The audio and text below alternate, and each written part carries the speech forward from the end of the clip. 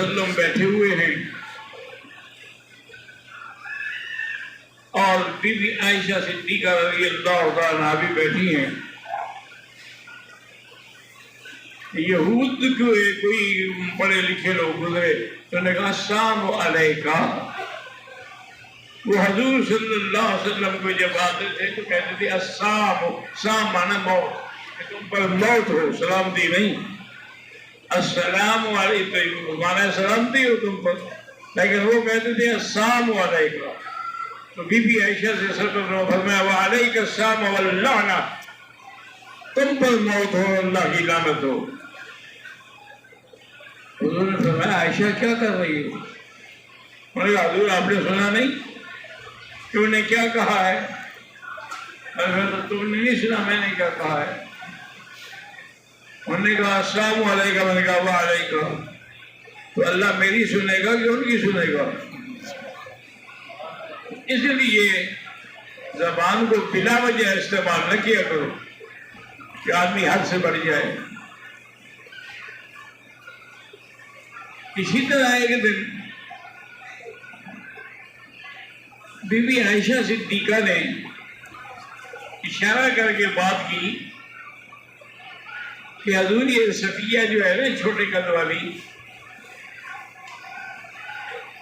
حضور نے فرمایا کیا کہہ رہی ہو؟ فقلت کلمۃ لو وضجت فی البحر، تم نے آج ایسی بات کی اگر دریا میں بھی ڈالو تو کڑوا ہو جائے گا.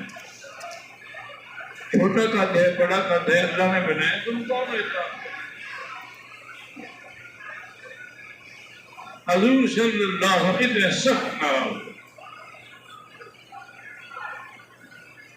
اسی طرح حدیث میں آتا ہے کہ ماعز اسلمی سے زنا ہو گیا. حضور کی خدمت میں حاضر ہوں، یا رسول اللہ سب تو حد واقف ہوں، میں نے گناہ کیا ہے، مجھ پر حد جاری کریں. حضور نے رخ پھیر دیا، وہ دوسری طرف سے پھر آ گیا. سب تو حد یا رسول اللہ. حضور نے پھر رخ پھیر دیا، وہ ادھر سے پھر آ گیا. یا رسول اللہ سب تو حد. تو محدثین نے لکھا ہے کہ منشا یہ تھا حضور کا کہ یا تو 3 دفعہ اقرار کرے، یا اگر ایک دفعہ 2 دفعہ کے بعد بھاگ جاتا ہے تو بھاگ جائے، وہ مدعی تو ہے نہیں ہمارے پاس، وہ خود ہی اقرار کر رہا ہے نا اپنے گناہ کا. لیکن جب وہ 3 دفعہ طرف پر اقرار پہ پکا رہا تو حضور نے حکم دیا کہ رجم کی جائے. رجم کی گئی، مر گیا. واپس آ رہے تھے نا لوگ رجم کر کے، تو کسی نے کہا کہ ایسے مر گیا ہے کما یقتل الکلب، جیسے کتا مرتا ہے. دیکھا کیسے پڑا ہوا تھا. حضور خاموش رہے. آگے آئے تو ایک گدھا مردہ پڑا تھا. آپ نے فرمایا یہ کھاؤ گے؟ میں نے کہا حضور یہ تو مردار ہے، حرام ہے، ہم کیسے؟ انہوں نے کہا وہ جو گلہ کر رہے تھے مسلمان کا وہ اس سے بھی زیادہ گناہ ہے. يحب أحدكم أن يأكل لحم أخيه ميتا فكرهتموه، بھائی کا گوشت کھانے سے اب تمہیں خیال نہیں آیا؟ تو زبان سے اللہ معاف کرے ایسے لفظ نکل جاتے ہیں جو ہلاکت کا باعث ہوتے ہیں.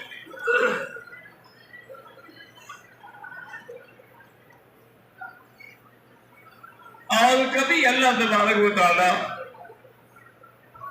اسی زبان سے ایسے کلمات خیر نکالتے ہیں کہ آدمی اس سے جنت کا درجہ حاصل کر لیتا ہے. حضور صلی اللہ علیہ وسلم نے فرمایا کہ مجھے معراج کی رات دکھایا گیا کہ کچھ لوگ کھڑے ہیں اور اپنے ہاتھوں سے ناخنوں سے اپنے چہرے کے اور بدن کے گوشت کو نوچ رہے ہیں. وہ پھر ٹھیک ہو جاتے وہ پھر نوچتے. حضور نے فرمایا جبریل یہ کون ہے؟ فرمایا حضور یہ وہ لوگ چغل خور لوگ ہیں جو غیبت کرتے تھے، آج اپنے آپ کو خود سزا دے رہے ہیں۔ اسی لیے حضور نے فرمایا کہ الغیبۃ اشد من الزنا، کسی کی غیبت کرنا جو ہے یہ زنا سے بھی زیادہ گناہ ہے۔ غیبت کا معنی یہ ہوتا ہے کہ آدمی کسی کے بارے میں بات کہے جو اس کو بری لگے، یہ غیبت ہے۔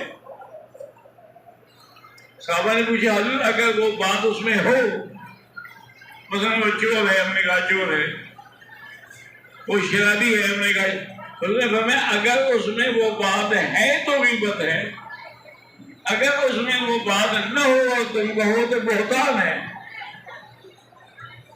وہ تو اس سے بھی زیادہ بڑا جرم ہے۔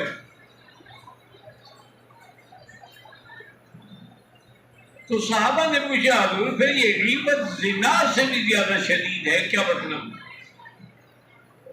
اور اگر میں زنا سے توبہ کرے تو اللہ معاف کر دیتے ہیں، لیکن غیبت سے توبہ کرے تو معافی نہیں ملتی جب تک وہ معاف نہ کرے جس کی غیبت کی ہے۔ اسی لیے اس میں بہت بڑا مسئلہ اہم ہے، تو بندہ نہ ملے یہ معاف نہ کرے تو گناہ معاف نہیں ہوگا۔ اس لیے آپ نے فرمایا کہ غیبت اشد من الزنا، کہ وہ زنا سے بھی زیادہ سخت۔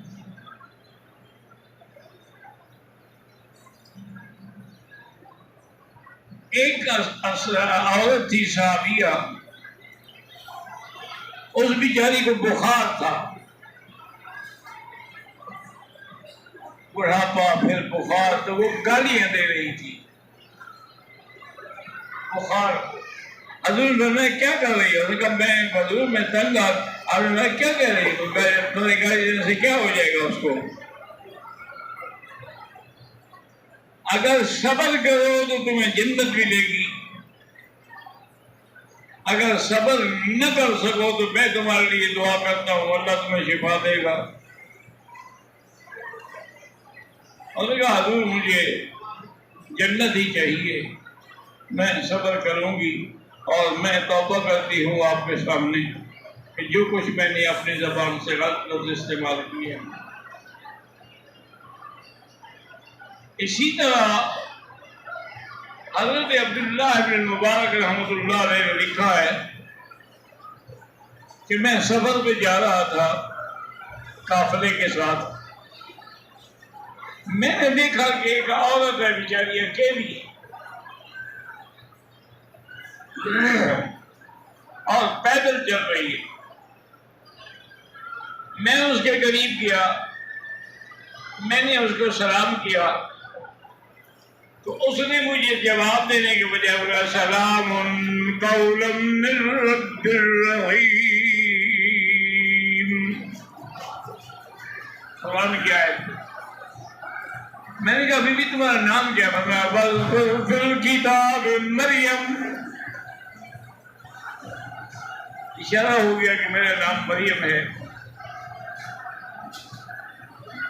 میں نے پوچھا آپ کی اولاد ہے؟ فرمایا المال والبنون زینت الحیات الدنیا۔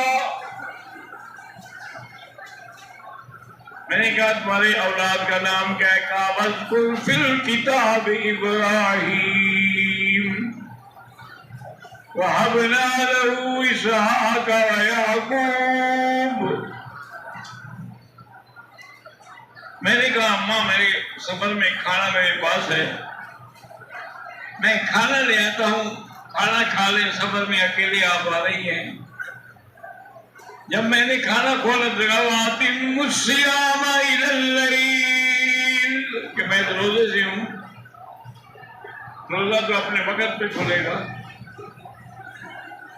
تو کہتے ہیں میں نے سواری کو بٹھایا، بی بی کو سوار کیا تو نے کہا سبحان الذی سخر لنا ھذا وما كنا له مقرنین۔ اب ہم منزل پہ پہنچ گئے، اس کے اولاد بھی آ گئی، بیٹے بھی آ گئے، سب آ گئے۔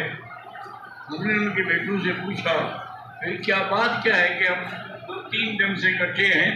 بعض روایت قرآن شریف کے یہ کوئی جواب ہی نہیں۔ انہوں نے کہا حضرت ہم 40 سال سے سن رہے ایسے کبھی قرآن کے علاوہ کوئی لفظ زبان سے نہیں نکالا۔ میں نے اس سے کہا کہ بی بی ہر بات پر آپ قرآن کی آیت استعمال کر۔ انہوں نے فرمایا ما یلفظ من قول الا لدیہ رقیب عتید،